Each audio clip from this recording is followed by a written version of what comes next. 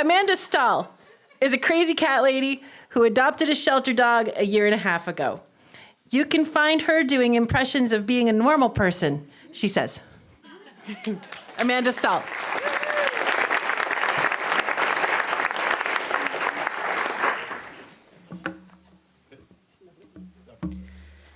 At times, an emptiness contrarily fills the cavity in my chest while a tornado of to-do lists, self-deprecation, and self-doubt begins gaining velocity within my head. I was feeling unease one August day in 2017 and decided that my annual pilgrimage to my first hometown, Hoosick Falls, the other being Queens, see, that's another contradiction, was in order, followed by a visit to my favorite animal shelter to make a small donation that I honestly couldn't afford, while visiting with animals that I really couldn't resist. Bubba, not his real name, discussed the possibility of adopting a dog. Me, the crazy cat lady, and Bubba, the youngest of 9, with a penchant for tantrums and evading responsibility. He evaded most things, and so it wasn't any coincidence that I found myself making this trip alone. The late and brief honeymoon period that Bubba had permitted me after cancer claimed my mom just 6 days after her 63rd birthday had ended. Despite nearly 20 years, 13 as best friends, Bubba abused me. Only when I was his girlfriend, then his fiance. Nearly all of what he did was the manipulation of my mind, the abuse of my credit cards, the destruction of my family heirlooms.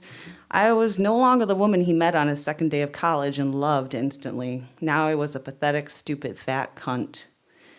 And one that he couldn't stand. Week 1, he punched a hole in the wall. Month 2, he threw garbage over my head. Get whatever you want for dinner, as he liked to call me. I ordered a steak and was called a greedy bitch. The next time he went out for dinner, I asked permission to order my entree. Later that night, he raged at me that I had better never embarrass him like that again.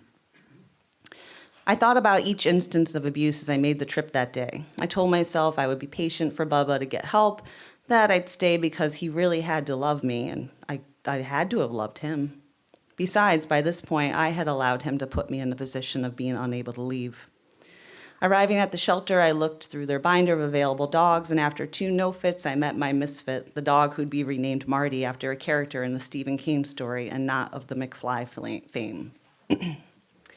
I realized that by adopting Marty, I was looking to see if Bubba could once and for all stifle his rage, as this dog was no fan of screaming.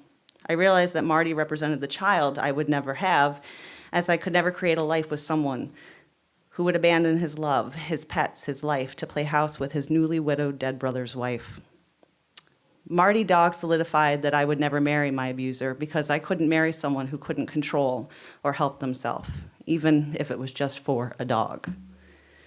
On what was our 6th anniversary as a couple, Bubba was dishing out the silent treatment. I tried to celebrate with him, but he raged. Marty jumped up to keep Bubba away and took the brunt force of the power in Bubba's spit screams as they blasted toward me. I wish I could tell you that I left him, but I can't. My cats, Bella, Luna, and Leonard, and my Marty dog, they're all I have, along with a few pretty cool humans who showed me that it's about time I was safe and loved. I try every day to show them the same. After all, we've all been mishandled.